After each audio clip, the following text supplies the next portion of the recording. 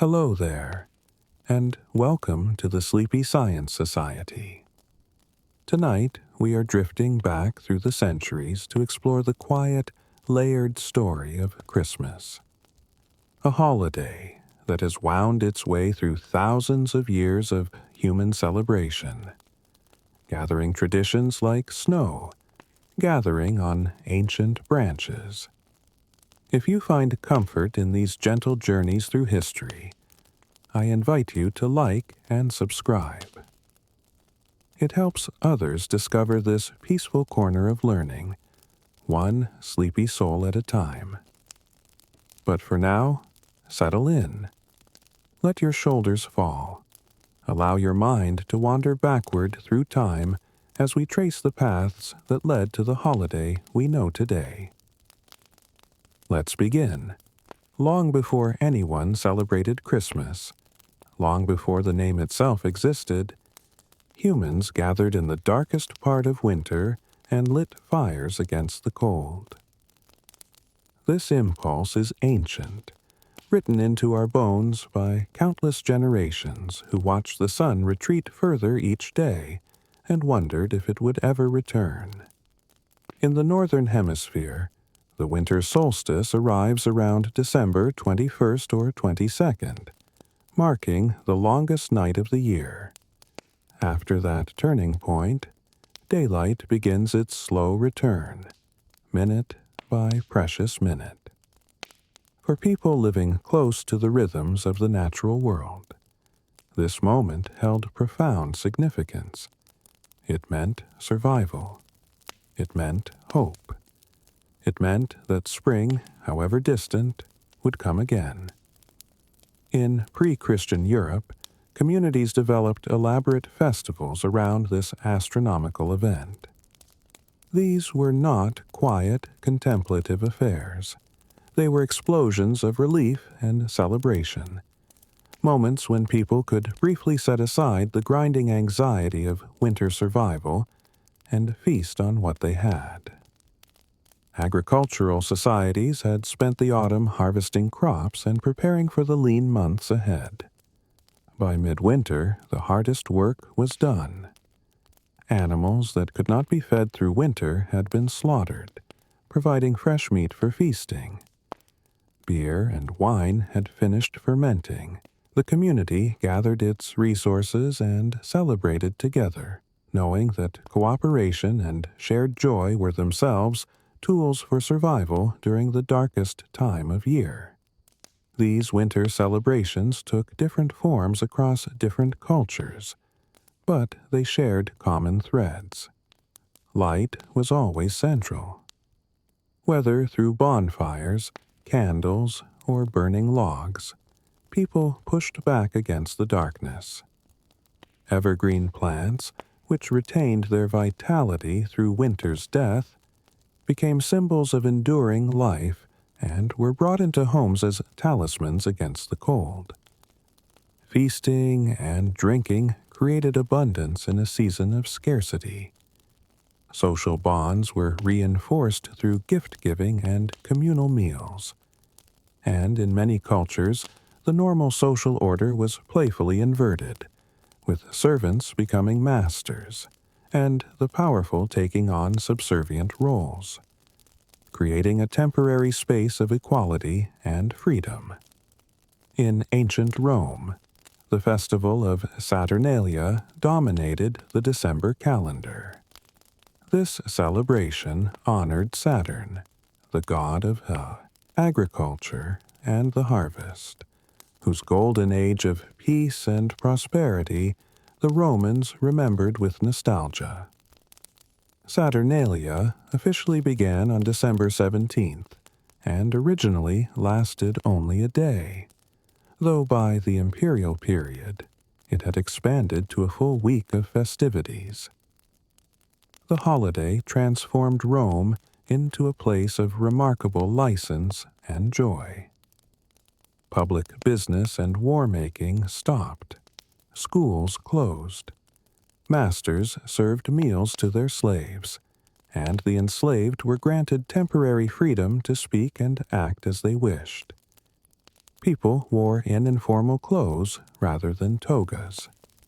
They gambled in public, though gambling was normally illegal. They exchanged small gifts, often candles or small clay figurines, symbols of the light returning and the lives continuing. The atmosphere during Saturnalia was one of carnival and excess. Romans decorated their homes with wreaths and greenery. They held elaborate feasts where food and wine flowed freely. The normal rules of Roman society, so strict and hierarchical, dissolved for this brief period. It was a time of misrule, when the world turned upside down and anything seemed possible.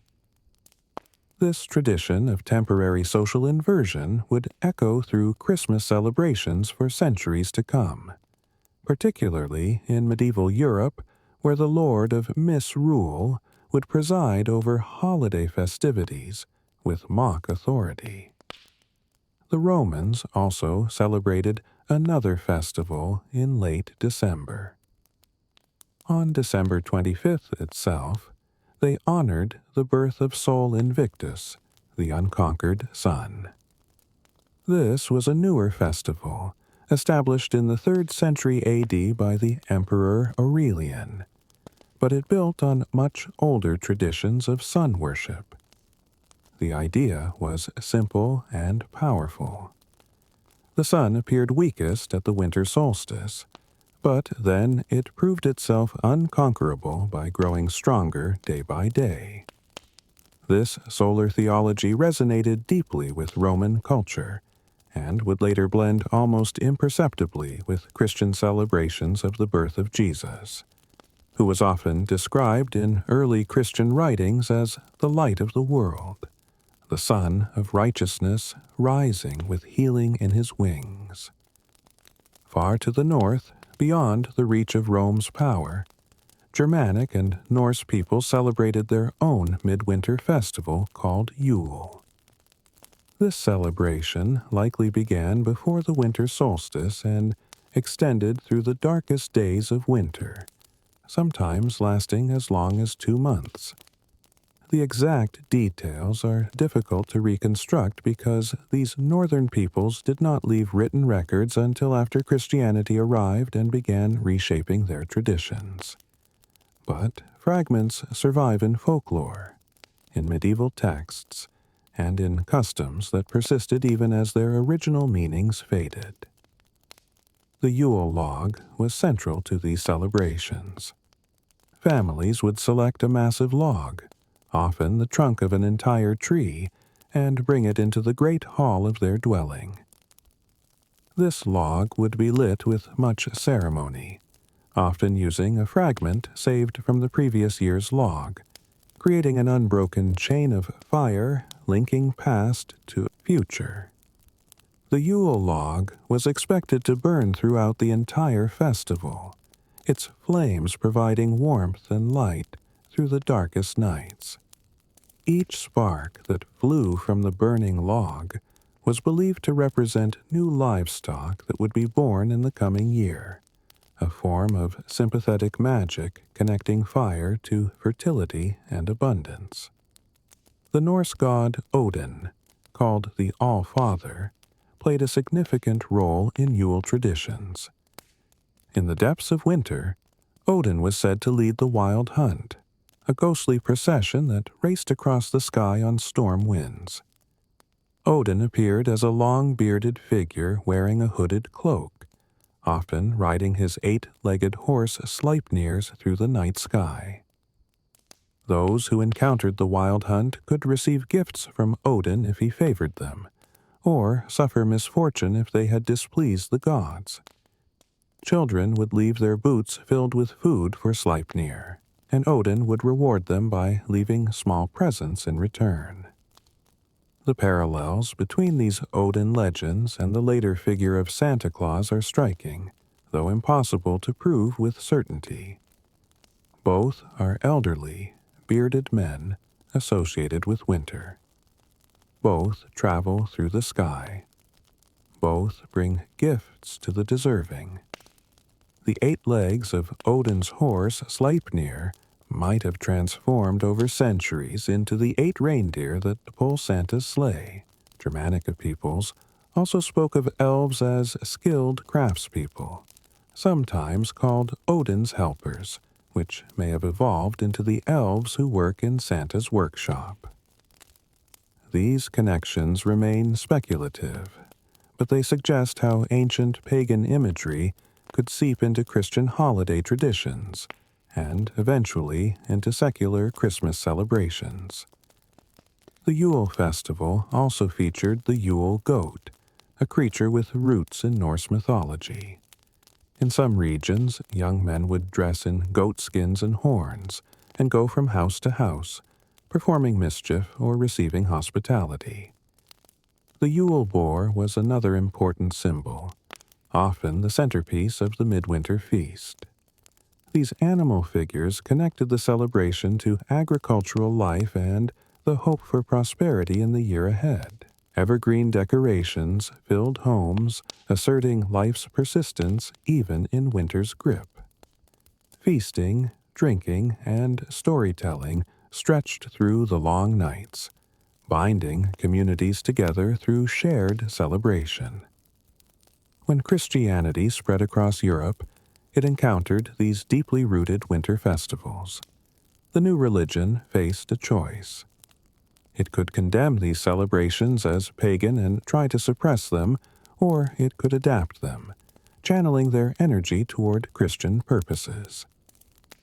Church leaders chose the latter strategy, and this decision would shape Christmas for all the centuries to follow. The Bible provides no date for the birth of Jesus. The Gospels of Matthew and Luke describe the Nativity, but offer no seasonal details that would allow historians to determine when it occurred. Some scholars suggest spring as a more likely time based on references to shepherds watching their flocks by night, something they would more typically do during lambing season. Early Christians did not celebrate Jesus' birthday at all. They focused instead on his death and resurrection, considering those events far more theologically significant than his birth. It was not until the 3rd and 4th centuries that church leaders began designating a specific date for Christmas. The choice of December 25th was strategic rather than historical. This date aligned with existing Roman celebrations of Sol Invictus and occurred just after the winter solstice, when pagan communities were already accustomed to celebrating. By placing Christmas at this time, church officials could offer converts a Christian alternative to their traditional festivals. Instead of celebrating the birth of the unconquered Son, they would celebrate the birth of the Son of God. The symbolism was deliberate and effective. The earliest confirmed reference to December 25th as Jesus' birthday comes from a Roman calendar dated to the year 336 A.D. Around the same time, Christian writers began explicitly connecting Jesus with solar imagery, describing him as the true sun who brought light to a dark world. This theological move made the December date feel natural and appropriate. The light returning after the winter solstice became a metaphor for Christ entering the world. Church authorities also worked to reframe other winter customs within a Christian context. The practice of decorating homes with evergreens was reinterpreted as a symbol of eternal life through Christ, rather than a pagan charm against evil spirits.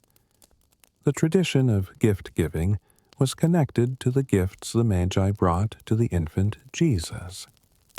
Feasting became a celebration of God's abundance. The social inversions of Saturnalia were Christianized into teachings about how the last shall be first in God's kingdom. However, the transformation was never complete. pagan and Christian elements blended together in ways that defied easy categorization. In many communities, both traditions coexisted for centuries. People might attend church services to celebrate Christ's birth, then go home and participate in customs that had pre-Christian origins. The Church generally tolerated this mixing, recognizing that trying to eliminate beloved traditions entirely would only breed resentment and resistance. Better to Christianize them gradually than to push people away from the faith altogether. The term Christmas itself first appears in English in the 11th century, derived from the Old English phrase Christ's Messe, meaning Christ's Mass. This name emphasized the religious service at the heart of the celebration. In other languages, different names prevailed. The French called it Noël, derived from the Latin natalis, meaning birth. Germans used Weihnachten, which connects to the idea of holy nights. Italian said Natale. Spanish speakers celebrated Navidad. Each name carried its own theological emphasis, but all referred to the same midwinter festival that blended Christian and pre-Christian elements into something new. By the time we reach the medieval period, Christmas had become one of the most important dates in the Christian calendar. The celebration lasted not just one day, but 12 days, from Christmas Day on December 25th through Epiphany on January 6th. This period, known as Christmastide, was marked by a cessation of normal work, feasting, religious observances, and communal entertainment. Medieval Christmas was a boisterous, public affair. The celebration centered on the great hall of a lord's manor, where the entire household and often the surrounding community would gather for feasting that stretched across multiple days. Historical records document the astonishing quantities of food consumed during these celebrations. When King Richard II of England hosted a Christmas feast in 1377, the menu included 28 oxen and 300 sheep, just to start. The scale of these feasts reflected both the wealth of the nobility and the communal nature of the celebration. Everyone from the household, from lords to servants, participated in the festivities, though not necessarily as equals. The medieval Christmas feast featured specific traditional foods. The Yule boar, descendant of the pagan Yule traditions, remained popular, often served as a boar's head with an apple in its mouth. Peacock and swan appeared on the tables of the wealthy, sometimes redressed in their feathers for dramatic presentation. More modest households made do with pork, beef, or poultry. Everyone drank special Christmas ale, brewed specifically for the season, and often much stronger than everyday beer. Wine flowed freely among those who could afford it. The feasting was not about refined dining, but about abundance, about gathering the community and celebrating together with as much food and drink as could be assembled. Caroling emerged during the Middle Ages, though it looked quite different from the caroling we know today. The earliest carols were not necessarily religious. The word carol originally referred to a circle dance accompanied by singing. Groups of singers and dancers would perform in the great halls during Christmas celebrations, with a lead singer providing verses and the circle of dancers offering a chorus response. These performances were often rowdy and sensual, leading some medieval writers to condemn them as lewd and inappropriate. The unruly spirit of Saturnalia clearly lived on in these Christmas revels. Over time, religious themes increasingly dominated caroling. By the 13th century, Franciscan friars in Italy had begun composing songs specifically about the Nativity and encouraging people to sing them as acts of devotion.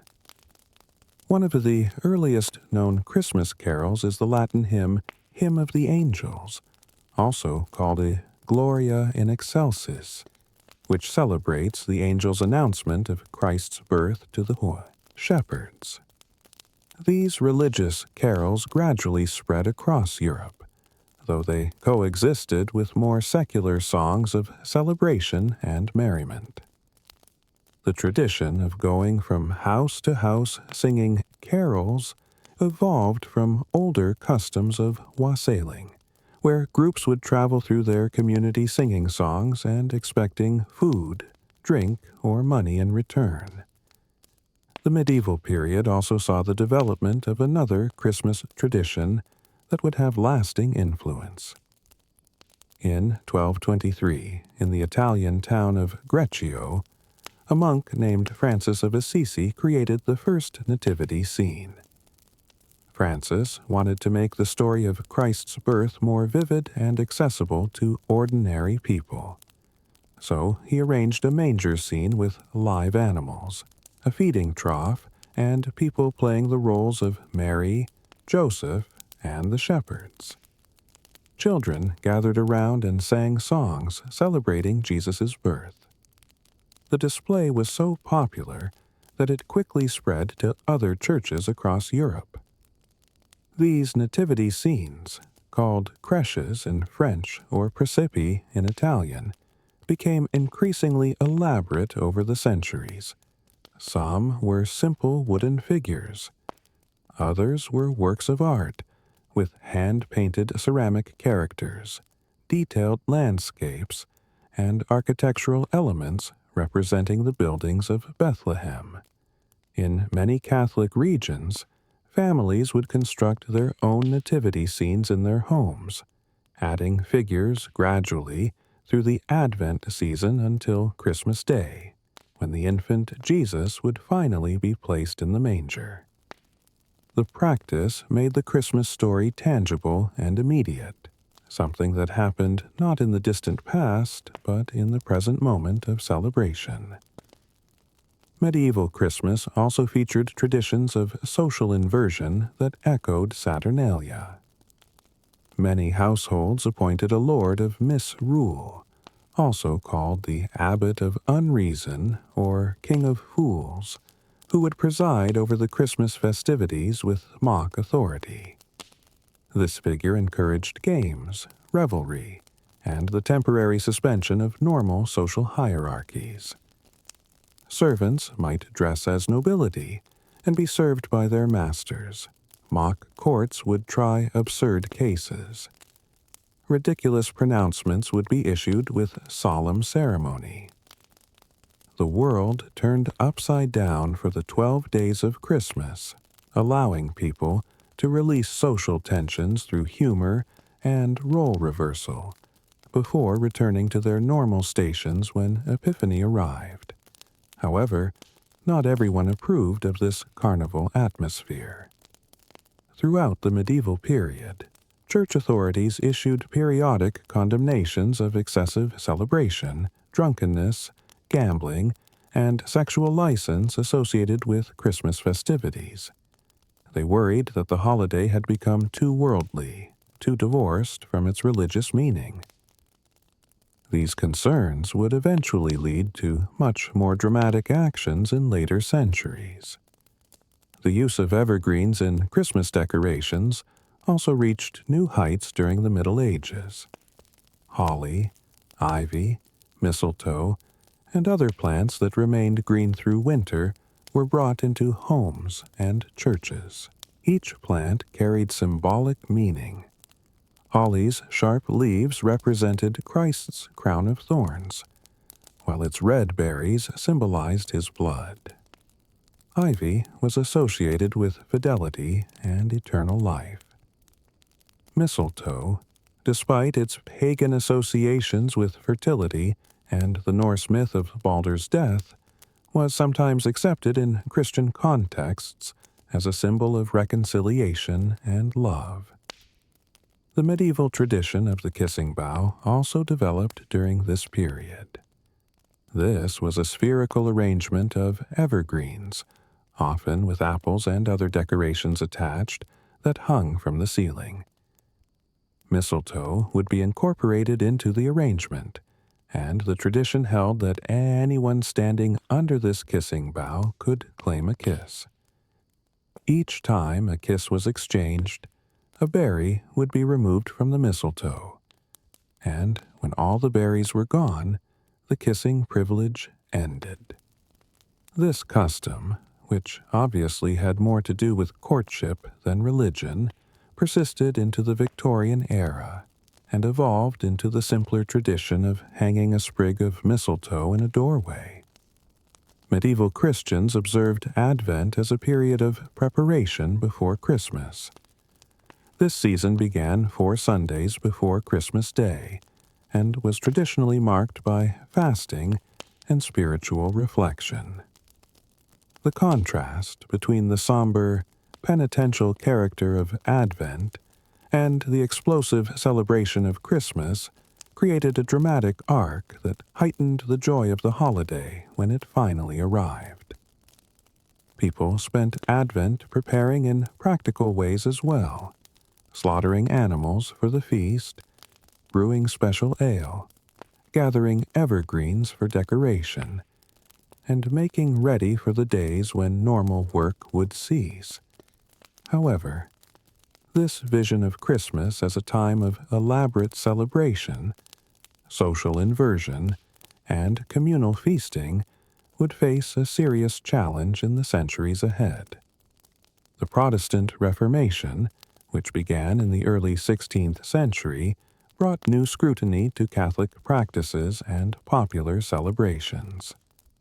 Many Protestant reformers worried that Christmas had become corrupted by worldliness and pagan influences.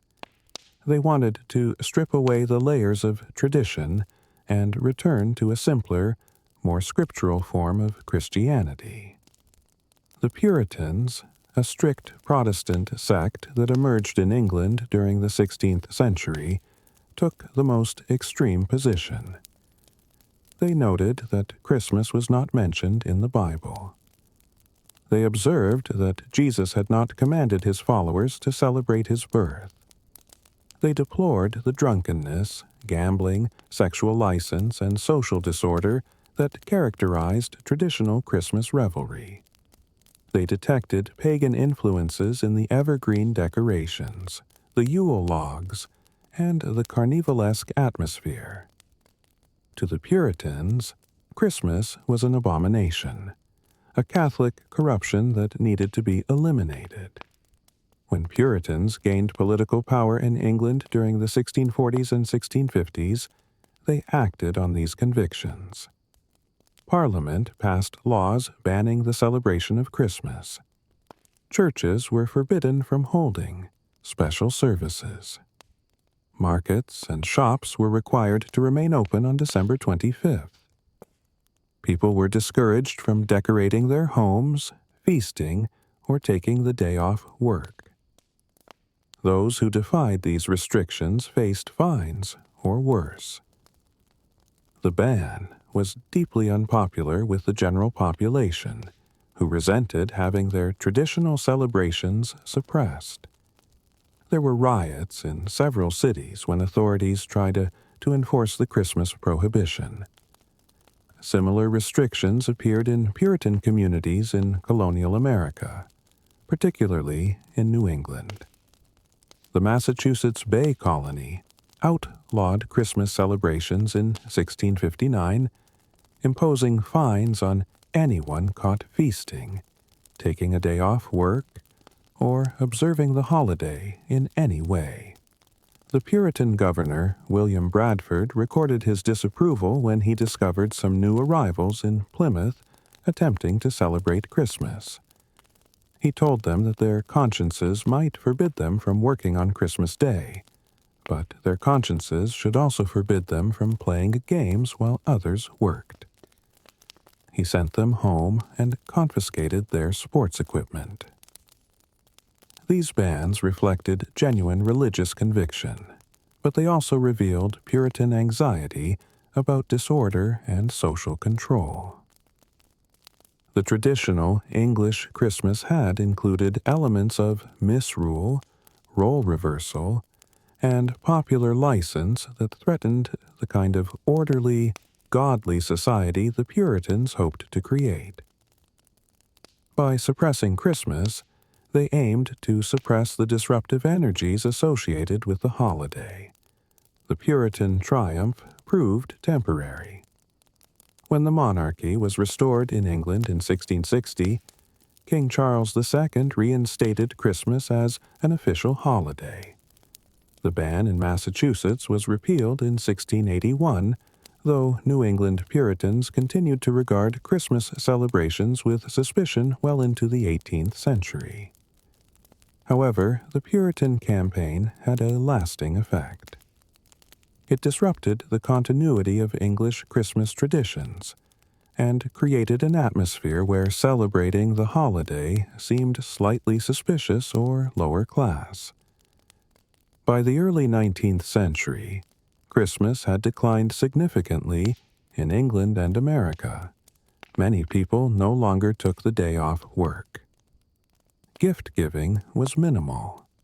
Elaborate decorations were rare. The holiday survived, but in a diminished form, waiting for cultural forces that would revive and transform it. That transformation would begin in Germany, where Christmas traditions had continued to evolve and deepen even as English-speaking Protestants viewed the holiday with ambivalence. In German-speaking regions, Christmas remained a central celebration, and several practices that would later become fundamental to Christmas worldwide developed in this cultural context. The Christmas tree, perhaps the most iconic of all Christmas symbols, has German origins, though its exact genesis remains debated. Some historians trace decorated evergreen trees to medieval mystery plays performed in churches, which featured a paradise tree hung, with apples to represent the Garden of Eden. Others point to older pagan practices of decorating evergreen branches during winter festivals. Whatever its ultimate source, the tradition of bringing a full evergreen tree into the home and decorating it for Christmas became established in Germany during the 16th century. Early German Christmas trees were relatively modest affairs, often quite small, and placed on tables rather than standing on the floor. They were decorated with apples, nuts, paper flowers, and small gifts. Candles were attached to the branches, creating a magical display of light in the winter darkness, though this was obviously a fire hazard that required constant supervision. The tree was typically set up on Christmas Eve and remained in place through Epiphany. It was a private, domestic tradition, associated with family celebrations rather than public display. The practice gradually spread through German-speaking regions and was carried by German immigrants to other parts of Europe and America. Queen Charlotte, the German-born wife of King George III of England, set up a Christmas tree at Windsor Castle in 1800, but the custom did not catch on widely among the English at that time. German settlers in Pennsylvania brought Christmas trees to America in the late 18th and early 19th centuries, but again, the practice remained confined to German communities. Another German contribution to Christmas was the evolution of St. Nicholas into a gift-bringing figure associated with Christmas Eve or Christmas Day. The historical St. Nicholas was a 4th-century bishop of Myra in what is now Turkey. He was renowned for his generosity and kindness, particularly toward children and the poor. Many legends grew up around him, but the most famous involves 3 impoverished sisters whose father could not afford dowries for them. Without dowries, they faced the grim prospect of being sold into servitude or prostitution. St. Nicholas learned of their situation and secretly dropped bags of gold through their window, or in some versions down their chimney, providing the dowries they needed. The gold supposedly landed in stockings or shoes that had been left by the fire to dry, explaining the later tradition of hanging stockings for Christmas gifts. The feast day of St. Nicholas was traditionally celebrated on December 6th. In many European regions, children would put out their shoes on the evening of December 5th, and if they had been good, St. Nicholas would leave small gifts, fruit, nuts, or candies. If they had been naughty, they might find a rod or a lump of coal instead. St. Nicholas was often depicted as a bishop wearing ecclesiastical robes and a mitre, carrying a staff, sometimes riding a white horse or donkey. In Germanic and Dutch cultures, St. Nicholas was called Sinterklaas, a name that would eventually transform into Santa Claus in America. The Dutch brought their Sinterklaas traditions to New Amsterdam, the colony that would become New York, and these customs gradually blended with German Christmas celebrations and English holiday traditions. Over time, the gift-bringing associated with St. Nicholas's feast day on December 6th shifted to Christmas Eve or Christmas morning, merging the saint's celebration with the Christmas season. The connection between St. Nicholas traditions and older Norse legends about Odin added another layer to the emerging figure of the Christmas gift-bringer. Both were elderly, bearded men associated with winter who traveled at night and rewarded good behavior while punishing bad. As these traditions mingled in the American melting pot, they would eventually produce a uniquely American version of the Christmas figure.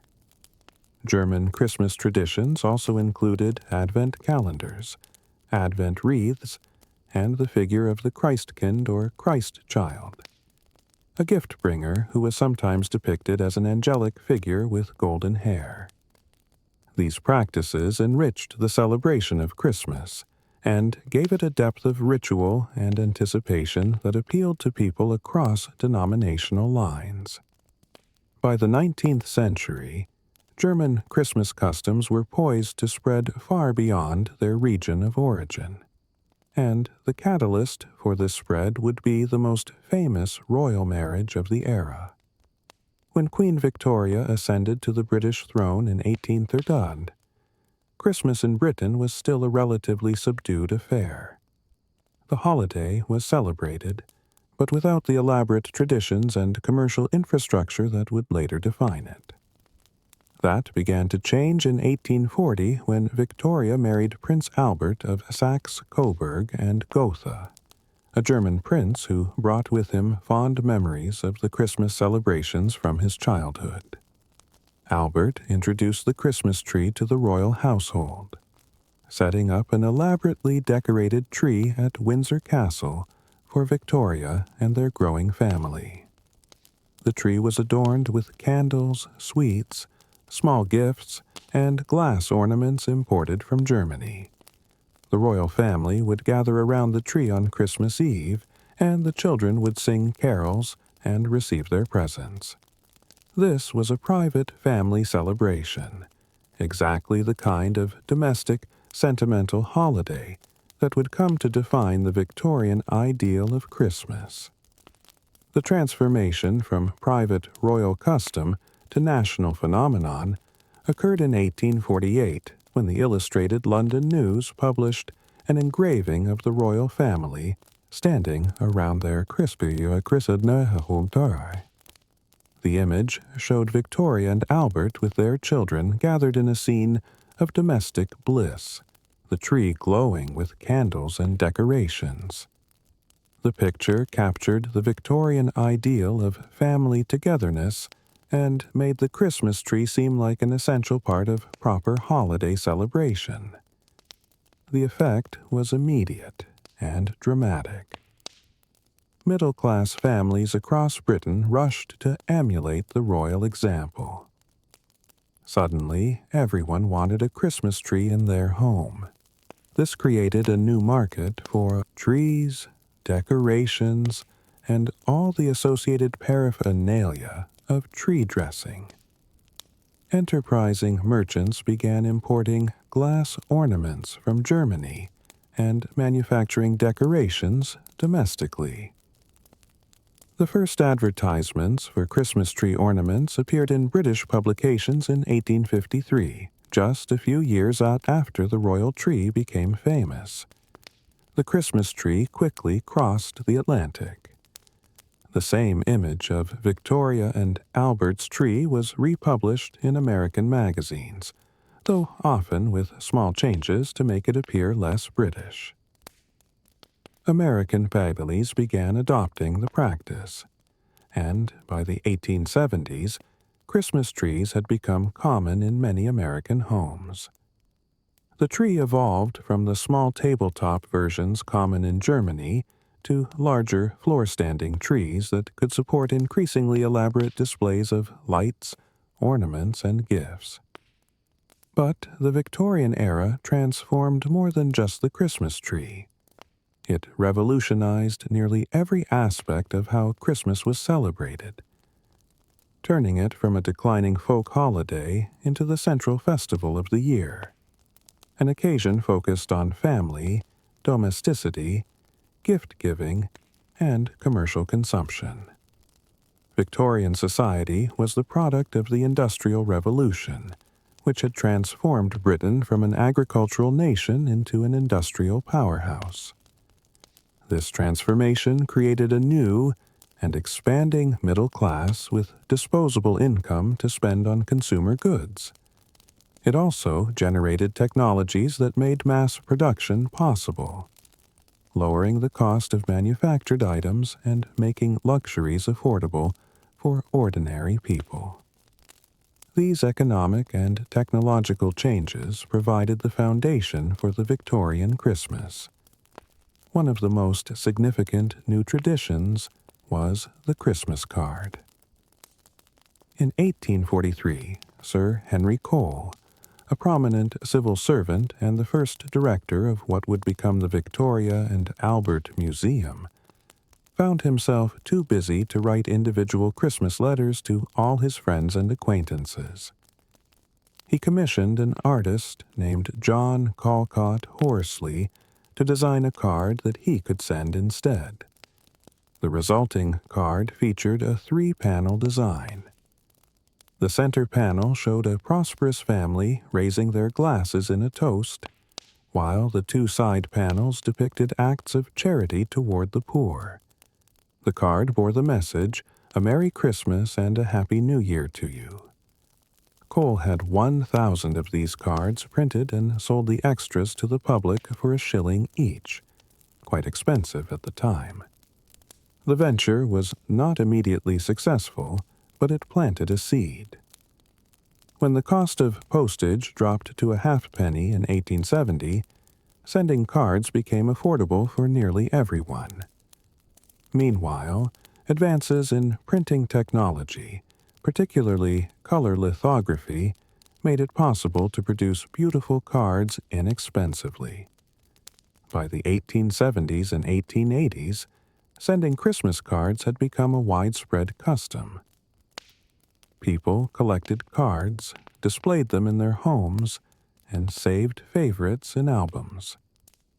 Card designs ranged from religious scenes to winter landscapes, to humorous images, to simple messages of seasonal goodwill. The Christmas card industry grew enormous. By the end of the Victorian era, hundreds of millions of Christmas cards were being sent each year in Britain alone.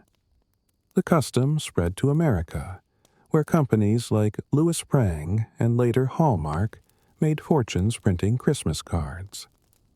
The tradition continued to evolve, with cards becoming important vehicles for family photos, charitable appeals, and personal messages that maintained social bonds across distances. Another Victorian innovation was the Christmas cracker. In the 1840s, a London confectioner named Tom Smith visited Paris and saw bonbons, sugared almonds wrapped in twisted paper.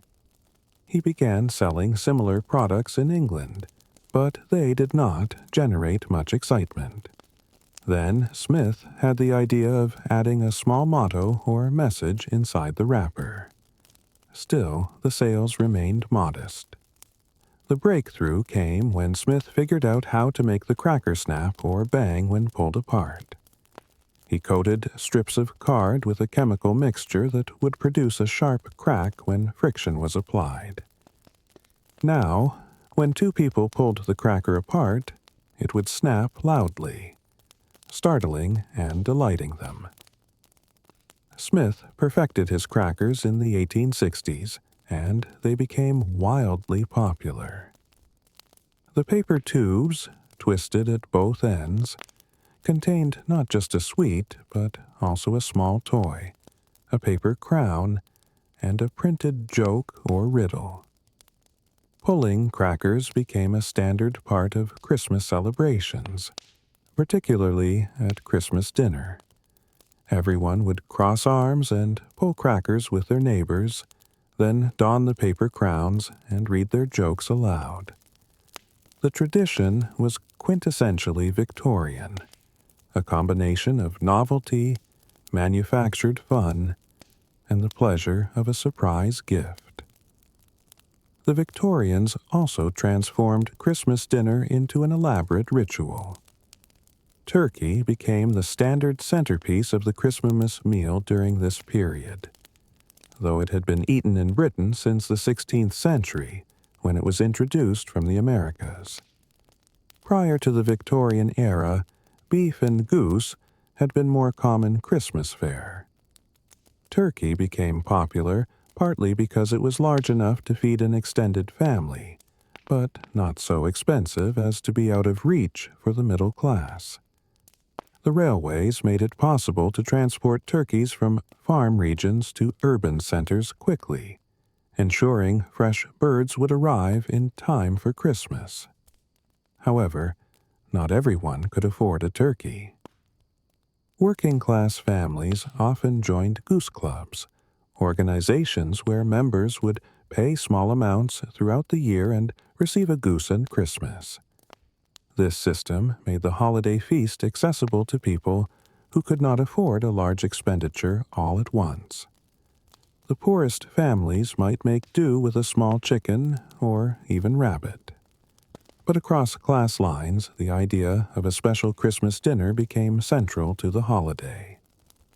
Families would gather together for a meal that included not just the roasted bird, but also vegetables, potatoes, bread sauce, gravy, and for dessert, plum pudding and mince pies. The plum pudding, despite its name, contained no plums but rather suet, dried fruits, spices, and sometimes brandy.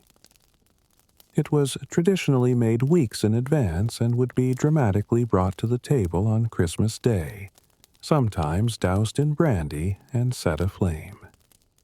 Everyone in the family would take part in stirring the pudding mixture before it was cooked, making a wish as they stirred. Small charms might be mixed into the pudding, and finding one in your portion was considered lucky. The whole ritual was rich with symbolism and superstition. Mince pies, originally made with meat, but by the Victorian era usually containing just spiced fruit and suet, were another essential Christmas food.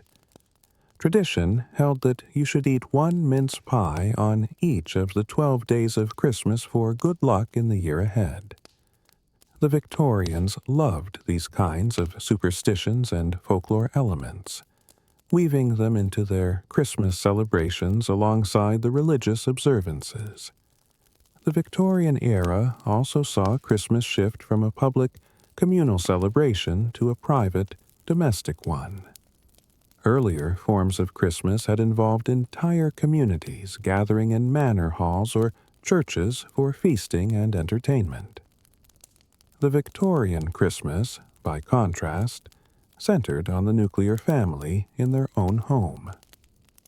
This shift reflected broader Victorian values that idealized domestic life and saw the home as a moral refuge from the corruptions of the commercial and industrial world.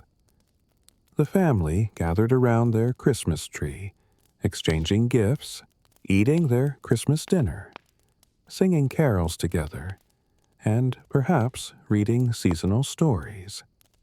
This was Christmas as we recognize it today, an intimate celebration of family bonds. Gift-giving expanded dramatically during the Victorian period. In earlier eras, gifts had been modest: fruits, nuts, small handmade items. As manufacturing made consumer goods more available and affordable, gifts became larger and more elaborate.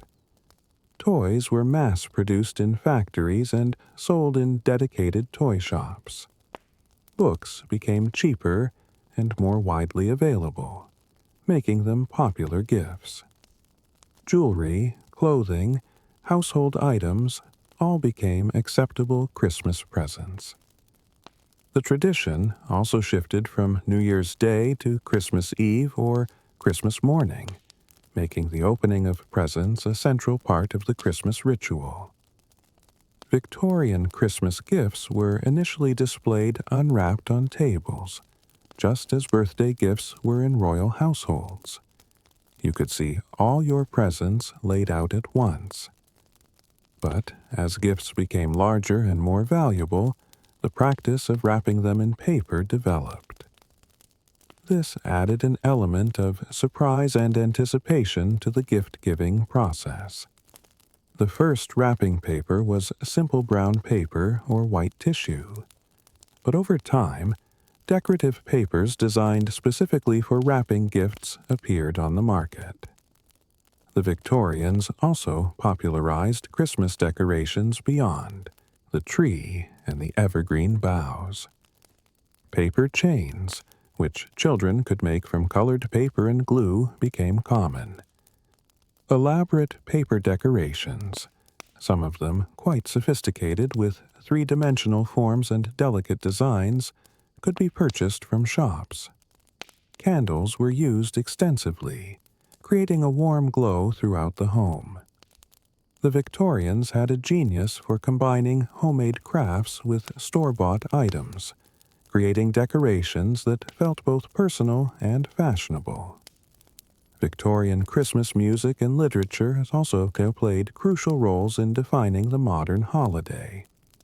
Charles Dickens published A Christmas Carol in 1843, the same year the first Christmas card appeared.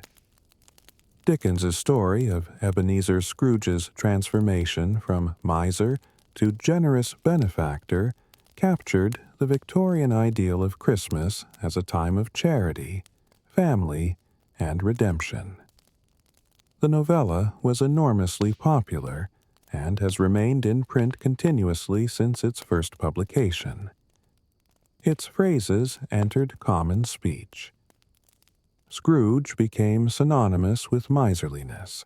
Tiny Tim's "God bless us everyone" became a cherished sentiment, and "Bah, humbug" became the quintessential expression of Christmas skepticism. Dickens wrote other Christmas stories as well, and his works helped establish Christmas as a literary theme and reinforce the idea that the holiday should inspire charitable feelings toward the less fortunate. Christmas carols proliferated during the Victorian era, with many new songs being composed while older carols were collected and published. Hark! The herald angels sing. O come all ye faithful. The first Noel. Good King Wenceslas. And O little town of Bethlehem all became popular during this period. Groups of carolers would travel through neighborhoods singing these songs, sometimes collecting money for charity. The image of carolers in Victorian dress singing by lamplight in the snow became an enduring Christmas icon.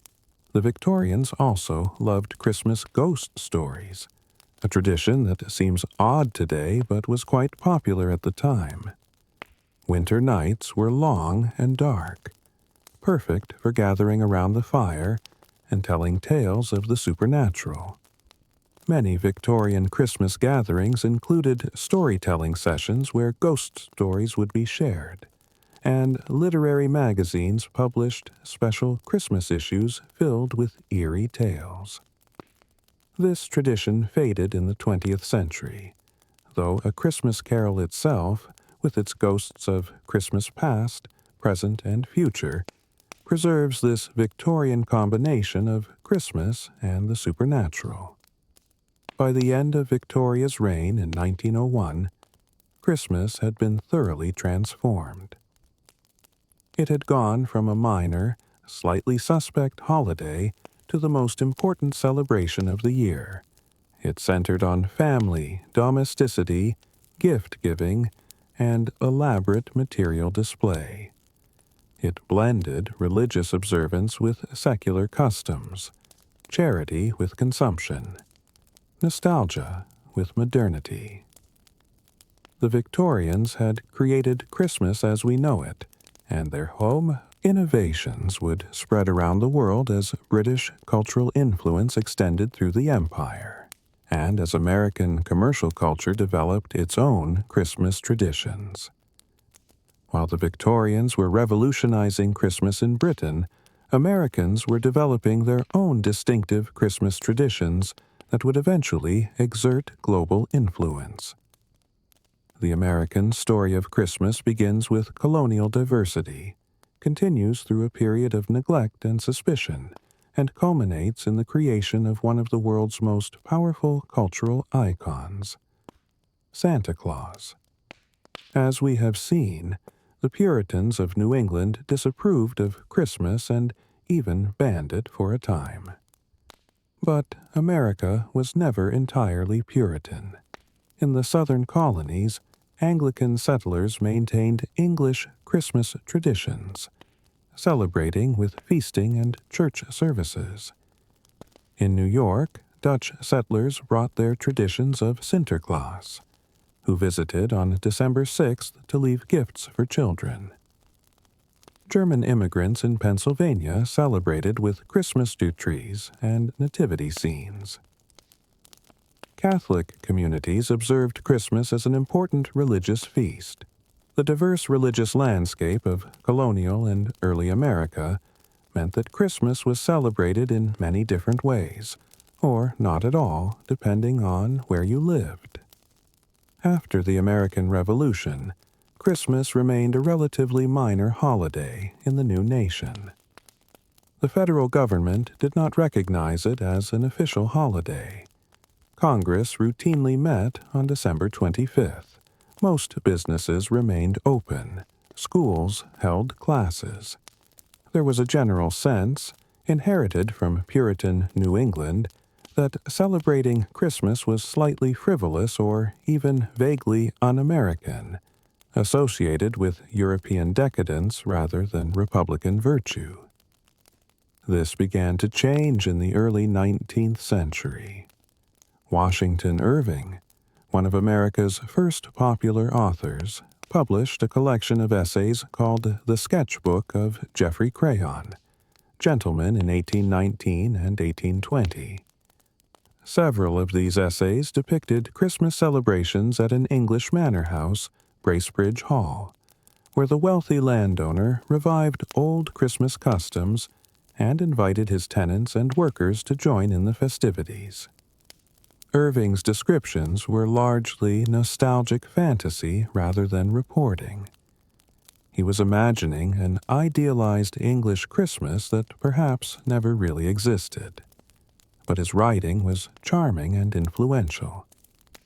He portrayed Christmas as a time when social barriers dissolved, when the rich and poor came together in shared celebration, when ancient customs created a sense of continuity with the past.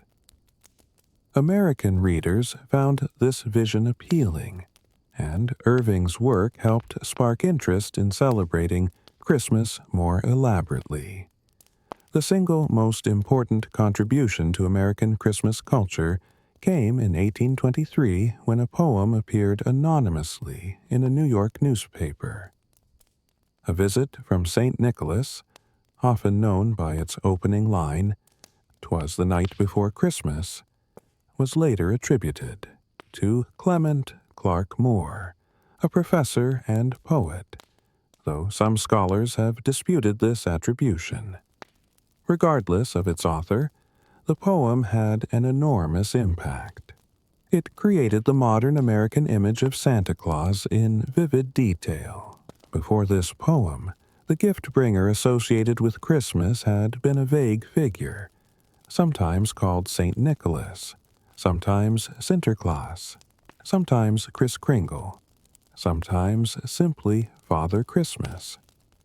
Moore's poem crystallized this into a specific character. Santa Claus was dressed all in fur from his head to his foot. He was chubby and plump, a right jolly old elf. His cheeks were like roses, his nose like a cherry. He had a broad face and a little round belly that shook when he laughed like a bowl full of jelly. He smoked a pipe, carried a sack of toys, and arrived on Christmas Eve in a sleigh pulled by 8 reindeer, each named in the poem: Dasher, Dancer, Prancer, Vixen, Comet, Cupid, Donder, and Blitzen.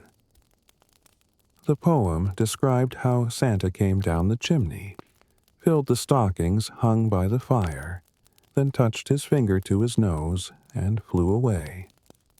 The whole visit was mysterious and magical, happening while the children slept. The poem combined Dutch traditions, German Christmas lore, English Father Christmas, the legend of St. Nicholas, and perhaps elements of Norse mythology into a new American synthesis. It presented Santa Claus as a secular, non-threatening figure of pure generosity, who rewarded children for good behavior without any religious dogma or scary punishments. The poem was reprinted widely and became part of American popular culture. Families would read it aloud on Christmas Eve. Children memorized it. Its vision of Santa Claus and his reindeer landing on the roof became the standard American understanding of how Christmas gifts arrived. The poem helped shift Christmas gift-giving from New Year's Day to Christmas Eve or Christmas morning, and made Santa Claus, rather than parents, the nominal source of presents. In the 1860s and 1870s, the illustrator Thomas Nast created a series of drawings depicting Santa Claus for Harper's Weekly, a popular illustrated newspaper. Nast's Santa was based on Moore's poem, but developed the character further. Nast drew Santa's workshop at the North Pole, showed him reading letters from children, depicted him checking his list of who had been naughty or nice, and illustrated his journey around the world on Christmas Eve. These images built out Santa's mythology and made him seem like a real person with a specific home and a year-round occupation making toys. Nast's Santa wore red and white, had a long white beard, and looked grandfatherly rather than elvish. His drawings moved away from Moore's jolly old elf toward the recognizably human Santa familiar today. Other elements were added over time. The idea that Santa enters through the chimney became well established. The notion that reindeer can fly became accepted without explanation. Santa's wife, Mrs. Claus, appeared in mid-19th century writings and illustrations. The elves who helped Santa make toys were added later, though the specific number and names of elves vary. By the early 20th century, Santa Claus had become fully formed in American culture, a magical, secular gift-bringer who embodied the spirit of Christmas generosity without requiring any religious belief or church attendance. The commercialization of Christmas accelerated in late 19th century America. Department stores, a new retail format, began using Christmas as a major selling season. Stores decorated for Christmas, created elaborate window displays, advertised Christmas gifts in newspapers and magazines, and eventually began employing men dressed as Santa Claus to greet children and hear their Christmas wishes.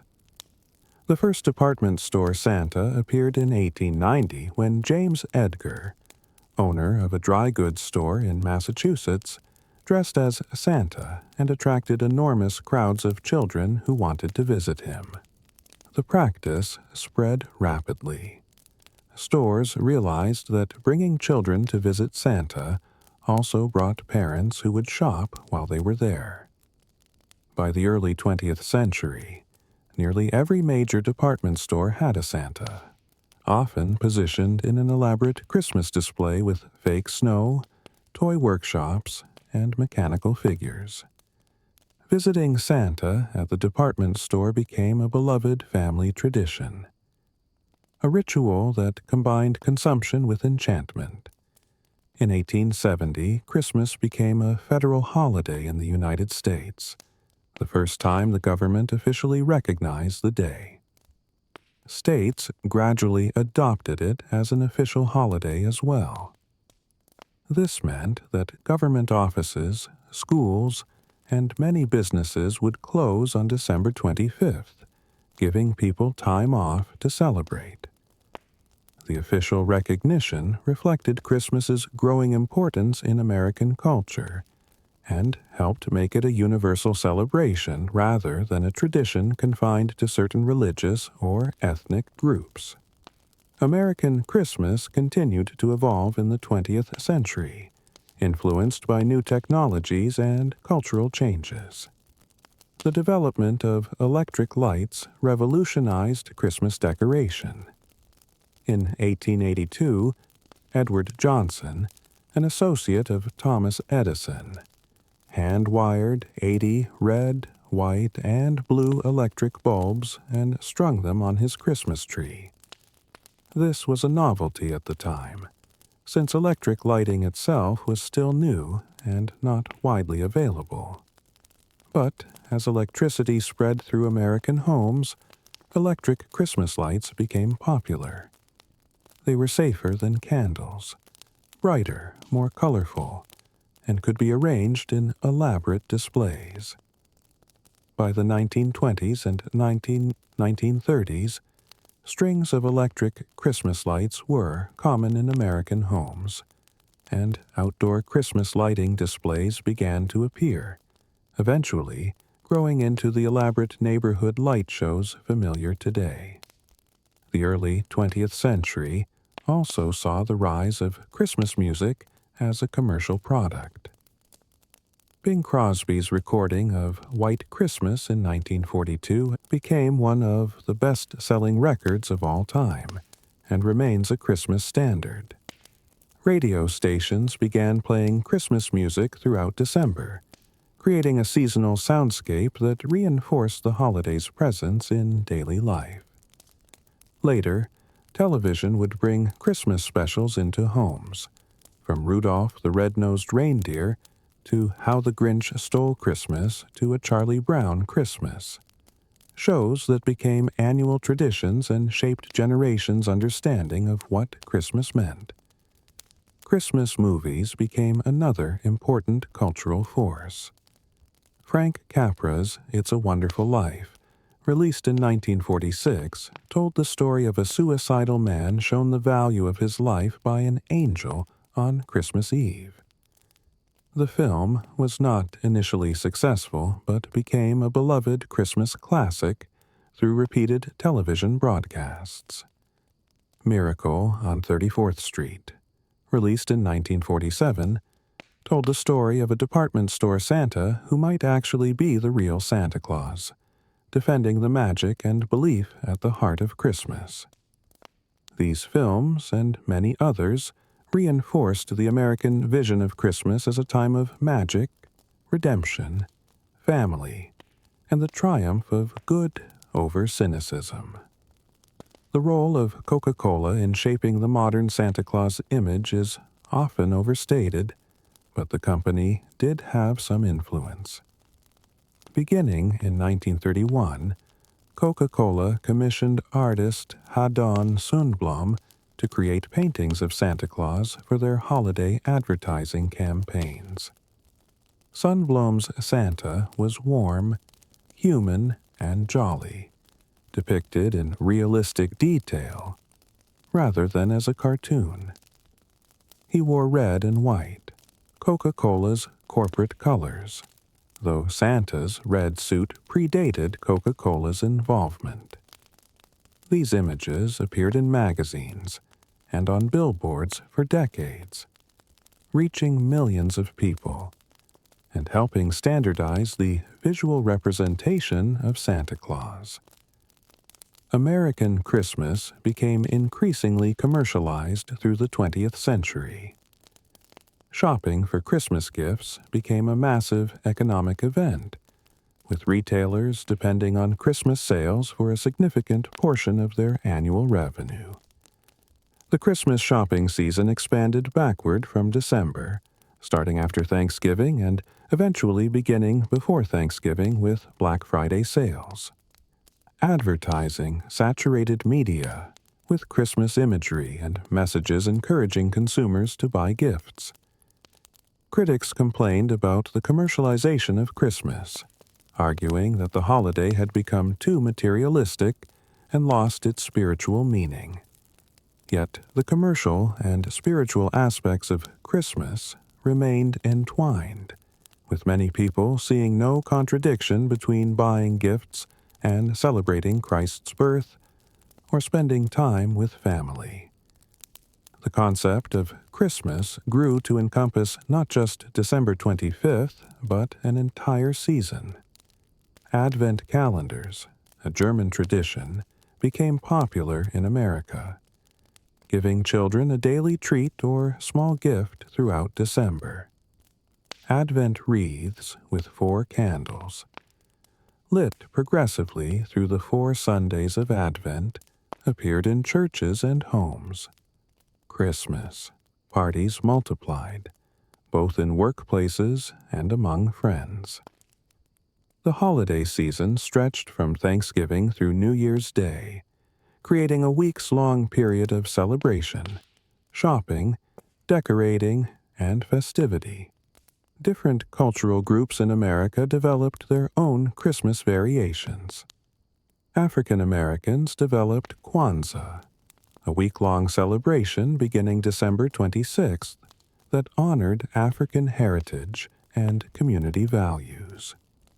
Latino communities maintained traditions like Las Posadas, a 9-day celebration reenacting Mary and Joseph's search for lodging. Jewish families sometimes struggled with Christmas's cultural dominance, developing Hanukkah into a more significant holiday than it had been traditionally to give Jewish children a winter celebration that could compete with Christmas. The December holiday season became a multi-faith, multicultural phenomenon, even as Christmas remained the dominant celebration. By the end of the 20th century, Christmas had become a global phenomenon, celebrated far beyond Christian communities. In Japan, where Christians are a tiny minority, Christmas became popular as a romantic and commercial holiday, with KFC chicken dinner oddly becoming a Christmas tradition due to a successful marketing campaign. In China, urban areas adopted Christmas as a festive, commercial occasion. In India, Christians and non-Christians alike might put up decorations and exchange gifts. Christmas had transcended its religious origins to become a secular, commercial, cultural event celebrated around the world. The traditions we have discussed, the trees and lights and gifts, and feasts and carols, continued to evolve and spread. Christmas tree farms became a major agricultural industry, growing millions of trees specifically for the holiday market. The debate between real and artificial trees emerged, with some people preferring the authenticity and scent of a real tree, while others appreciated the convenience and environmental arguments for artificial trees. Ornaments became collectible items, with people accumulating sets that represented their family history and travels. Christmas village displays, with miniature buildings and figures lit with small lights, became a popular decoration trend.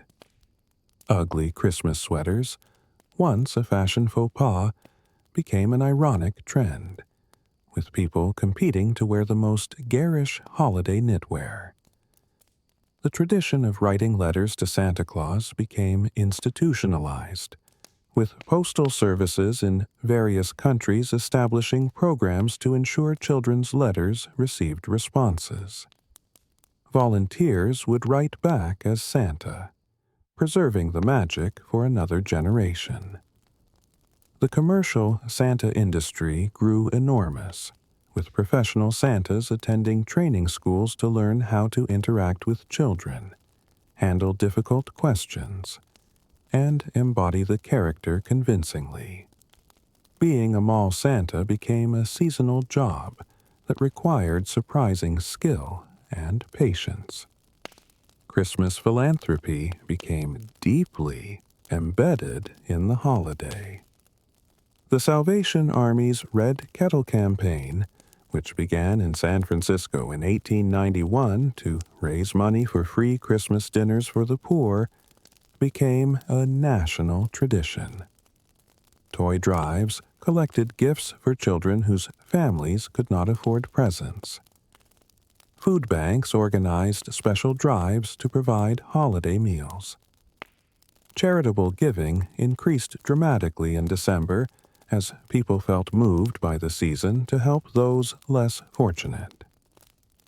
This connection between Christmas and charity has deep roots in Christian teachings about generosity and in Victorian ideals about class relations, but it became a secular value as well, with people of all beliefs or no beliefs participating in Christmas charity. Christmas also became a time of annual rituals and media consumption. Certain movies were watched every year. Certain songs were played on repeat. Families developed their own traditions, idiosyncratic practices that might seem arbitrary to outsiders but held deep meaning within the family. Always making a specific kind of cookie, always driving around looking at Christmas lights on a particular night, always watching a certain movie together, always opening one present on Christmas Eve. These personal traditions wove individual families into the larger cultural celebration, making Christmas both universal and intimate. Yet Christmas has always contained tensions and contradictions.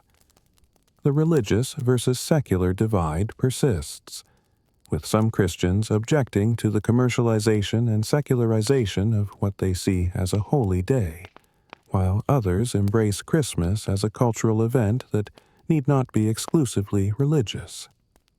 The war on Christmas narrative emerged in American conservative media, claiming that saying Happy Holidays instead of Merry Christmas represented an attack on Christmas and Christianity, while others argued that religious pluralism required more inclusive language. These debates reflected deeper anxieties about cultural change and the role of religion in public life. The environmental impact of Christmas has also drawn scrutiny. The consumption associated with the holiday, the waste from wrapping paper and packaging, the energy used for lights and decorations. The carbon footprint of Christmas trees and holiday travel all raise questions about sustainability. Some people have tried to create more environmentally conscious Christmas celebrations, focusing on experiences rather than material gifts, using reusable decorations, choosing sustainable trees, reducing waste. Others see these concerns as missing the point of Christmas generosity and celebration. The inclusivity of Christmas has been questioned as well. For those who do not celebrate the holiday, the cultural dominance of Christmas can feel oppressive. Stores filled with Christmas music, offices hosting Christmas parties, schools with Christmas programs, all can make non-Christians feel excluded or pressured and to participate in a celebration that is not their own. Some workplaces and schools have tried to make December celebrations more inclusive by focusing on winter themes rather than Christmas specifically, though this too has generated controversy. The stress associated with Christmas has become a recognized phenomenon. The pressure to create a perfect holiday, to buy the right gifts, to manage complex family dynamics, to meet social obligations, can make Christmas feel burdensome rather than joyful. Financial stress is particularly acute, as people spend beyond their means to provide gifts and experiences they cannot really afford. The gap between the idealized Christmas promoted in media and advertising and the reality many people experience can create disappointment and sadness. For those dealing with grief, loneliness, mental health challenges, or family estrangement, Christmas can be an especially difficult time. Despite these tensions and challenges, Christmas persists as a powerful cultural force. It brings people together across generations and geographical distances. It creates shared experiences and memories.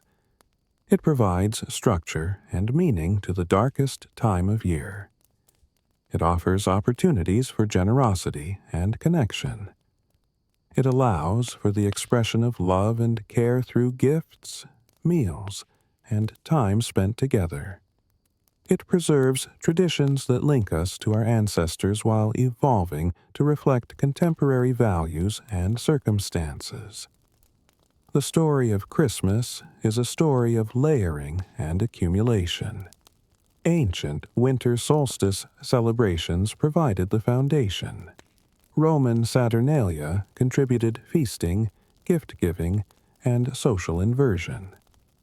Germanic Yule added evergreens, the Yule log, and possibly influenced Santa Claus through Odin legends. Christianity provided the theological framework and the date. Medieval Europe developed caroling, nativity scenes, and the 12 days of celebration. The Reformation created tensions that led to temporary suppression. German traditions contributed the Christmas tree, Advent customs, and St. Nicholas lore. The Victorians revolutionized Christmas into a family-centered, gift-giving, commercial celebration with trees, cards, crackers, and elaborate dinners. Americans created the modern Santa Claus, electrified the holiday, and made it a major commercial event. 20th century media and technology spread these traditions globally and added new layers of movies, music, and mass culture. Each generation has inherited Christmas from the previous one and modified it, adding new elements while retaining old ones, sometimes reviving traditions that had faded, sometimes creating entirely new customs. The result is a holiday that is ancient and modern, religious and secular, commercial and spiritual, global and intensely personal. Christmas contains multitudes. It means different things to different people, yet somehow they are all celebrating the same holiday, connected by shared symbols and practices, even when their understanding of those symbols differs. As you rest here in the quiet darkness, as sleep begins to wrap around you like a soft blanket, perhaps you can sense the weight of all this history. Every Christmas tree carries the ghosts of Roman Saturnalia, Germanic winter celebrations, Victorian family gatherings, and 1,000 living rooms where families gathered to open presents. Every string of lights connects to ancient bonfires lit to push back winter darkness. Every gift echoes the gold. St. Nicholas dropped through a window, and the presents exchanged in Roman festivals, and the stockings filled by Santa in the night. Every carol carries voices of medieval villagers dancing in circles, Victorian families gathered around pianos, and radio broadcasts reaching across the distances to connect strangers in shared song. Christmas is not one thing, but many things, accumulated across millennia, shaped by countless cultures, constantly evolving yet always recognizable. It persists because it meets human needs that are as old as our species. The need for light in darkness. The need for abundance in scarcity. The need for joy in difficulty. The need for connection in isolation. The need for ritual to mark time's passage. The need for hope when facing an uncertain future. These needs do not change, even as the forms of their expression shift and multiply. And so the story of Christmas continues. New traditions will emerge. Technology will change how we celebrate. Cultural shifts will modify what Christmas means and how it is practiced. But the core impulse, to gather in midwinter and create warmth and light and joy together, seems likely to endure. The solstice will keep turning.